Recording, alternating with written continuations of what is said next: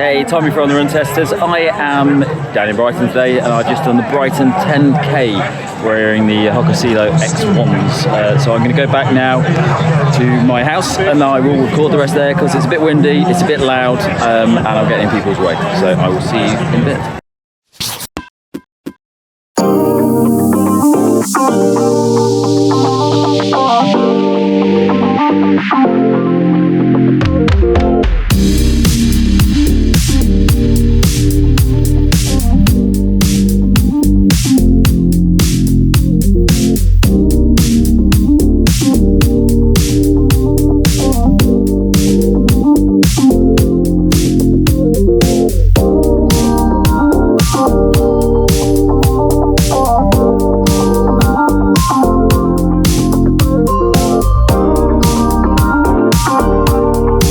So I am back now, and I had a fantastic day out at the Brighton 10k. I think I've done it 4 times now, and I really like this race. It's just positioned right at the perfect point of the year, because a lot of people have finished the marathons that they've been training for. So you have this down period where maybe you're not training for your spring marathon yet, and you don't want to do loads of long distance because you've got bored of that by training for the autumn marathons.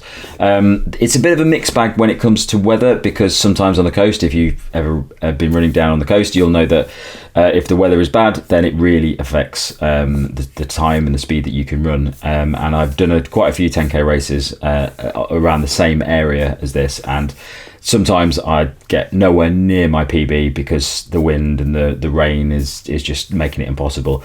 But today it was absolutely perfect. There was a little bit of a breeze, but nothing that would affect running a fast time. And a lot of people I know who ran the race got PBs. So it was a really good day for it. And I always think that it's a good position in the year as well, because a lot of people have trained for marathons over the autumn, and now they still have that fitness, but they're not tired from doing all of the long distance training. So it's a really nice opportunity to sort of use all that training that you've done with fresh legs and start looking at some short distance PBs. The course is really nice. It starts at Hove Lawns. You do a little loop the other way towards like Shoreham Way, but that's only like 1 kilometre, so you do 2 kilometres round, and then it goes all the way down to Madeira Drive. You turn around there and you come back. Dead simple. It does have closed roads on some sections, which is really good because it means you've got a lot of space. Sometimes when you do the races on the coast, there can be sections where it's quite congested, and there are a lot of people doing the race today. So with these closed road sections, it makes it really good. You can go fast, you can overtake people, and there's not really a lot of congestion at any point of the race. It's organised by Brighton Hove AC, which is a great running club down here in Brighton, and it's really well organised. So the start area is fantastic. You can very easily get into the area that you want to start running in. There's loads of pacers. It's really well organised, really well planned, very easy to get to, and just a really well pulled together start area. There's plenty of marshals on the course, but it doesn't really need that many because it's such a simple course, and it's pretty hard to go the wrong way or need any assistance along the way. So well worth checking out if you're coming down to the coast or you live down here. Definitely one of my favourite short distance races around the Brighton area, just because some of them are a bit more expensive. This is the 2024 edition, cost about £25, which is really good considering you get a medal. You get to run around the central bit of Brighton that's got closed off sections.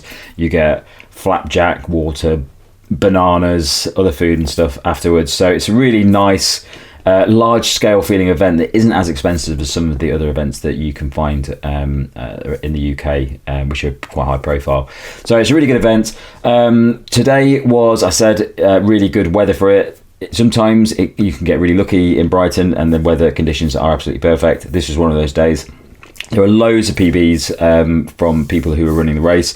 In fact, I think most of the people I know that took part ended up getting a PB. So well done to all of you guys. It's also a race that attracts a lot of quite high level runners. So a lot of the running clubs take part in this. It's organised by Brighton and Hove Athletics Club. So it's a bit of a meeting of a lot of the running clubs in the area, but also outside the area as well. There were so many fast runners at the start, but also more general runners as well, because it's a nice place to go to if you're looking to do a 10k and you want to spend the rest of the day in a nice city and see some of the sights, go and have an ice cream, that sort of thing. So all in all, it was a really good race. So my performance today was actually really, really good. I was quite surprised because I went out last night to a gig, And I've also not done a 10k race for quite a long time, so I had no idea what my speed would be like over 10k distance. I actually expected to struggle to get under 40 minutes for the 10k, but I started off and I basically just went all out from the start. I almost ran a 5k PB at the 5k mark, and I just held on for the rest of the race. So I ended up getting a 37:45, which is 10 seconds off my PB from last year, which is on a similar course. So really pleased with that, because I was not expecting to have that level of speed at the moment. I actually felt pretty good by the end of it. So that bodes pretty well for Valencia next week. But hopefully I've got the stamina as well as the speed as well. So I think it's going to be the stamina that lets me down during Valencia. But all in all, it's a really good race, well worth doing if you're looking for a race around that time of year. But also if you're just looking for a nice 10k race that is in a location that you can come and visit, and you can spend the day there. So the kit that I was testing today, I'm a bit of a latecomer to this, but recently I've been testing the Hoka Cielo X1. Now the reason that I've been testing these is because we're doing the awards in the next few weeks, and this is a shoe that I wanted to test in order to make sure that when we did the voting on the shoes, I had a good understanding of this shoe, because everything I've heard about it from the rest of the testers and other people is that it's a very, very good shoe, and the sort of shoe that I would probably like. So I've used this for about 40k now. I've done a longer run in it, I've done an interval session in it, and now I've done a race in it, and I really, really liked it for the interval session and for that race. What I would say about the shoe is that it is, for me, it's a bit of a mix of something like the Saucony Endorphin Elite and something a little bit more relaxed. Like the most comfortable bouncy shoe around, like something like the Saucony Endorphin Pro 3, which is a very natural feeling shoe, very comfortable to run in, very unobtrusive. I do think this is a slightly more awkward shoe. You can really feel it pushing your foot into position. It does feel a little bit more aggressive when you're running in it. But I found it absolutely fantastic on that run today. I wasn't expecting to enjoy it that much, because I haven't really tried that many race shoes this year that I've been really impressed with. Things like the Alpha 3 I didn't really like, and at the moment I'm trying to choose my shoe for Valencia, so it's a bit of a toss-up at the moment, but I think this is probably one of the options that I'm going to go for Valencia, just because I think it works very well for my running style. I like the level of foam that's in here.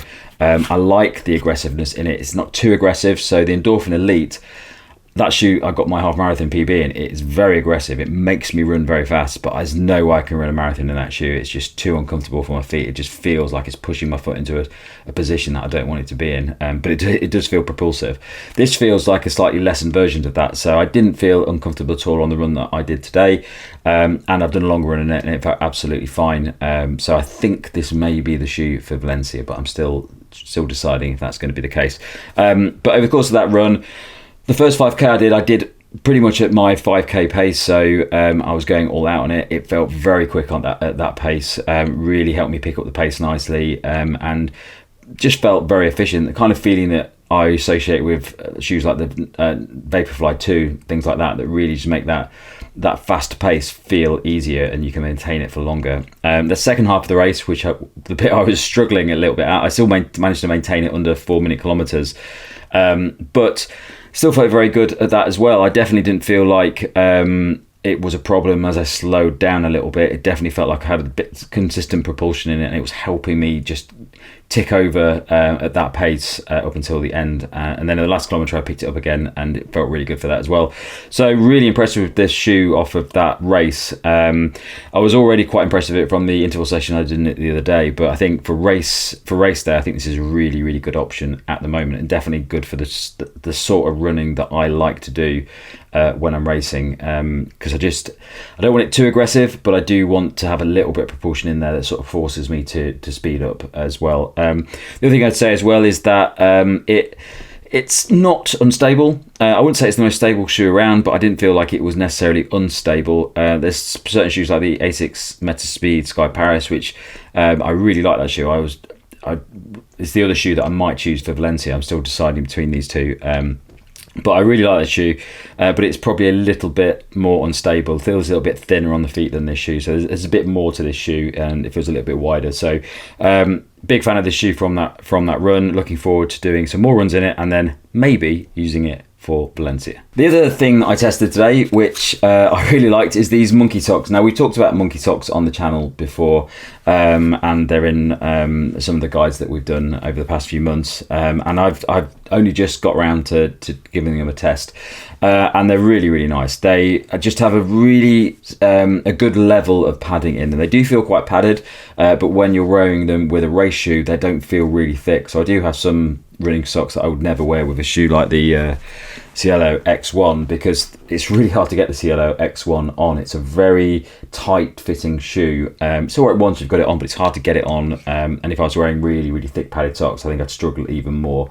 So these socks are, they're just a really good balance, really. I know these haven't been opened yet. I've put my other ones in the wash. But they're just a really good balance. They've got padding in them. They feel very comfortable to wear, but they also feel lean enough to wear with race shoes and things like that as well. I like the design of them. I don't normally talk about the design of things, but I do like the design of these quite a lot. So yeah, big fan of these monkey socks, and looking forward to using them more. Okay, so that's it from me from the Brighton 10k. Thanks a lot for watching. Don't forget to like, subscribe, click that little bell, and big thanks to all the people that came up to me and talked about the channel. It was really nice to meet you all and talk about your race. I think some of you did quite good times today as well, so congratulations to all of you who came to speak to me.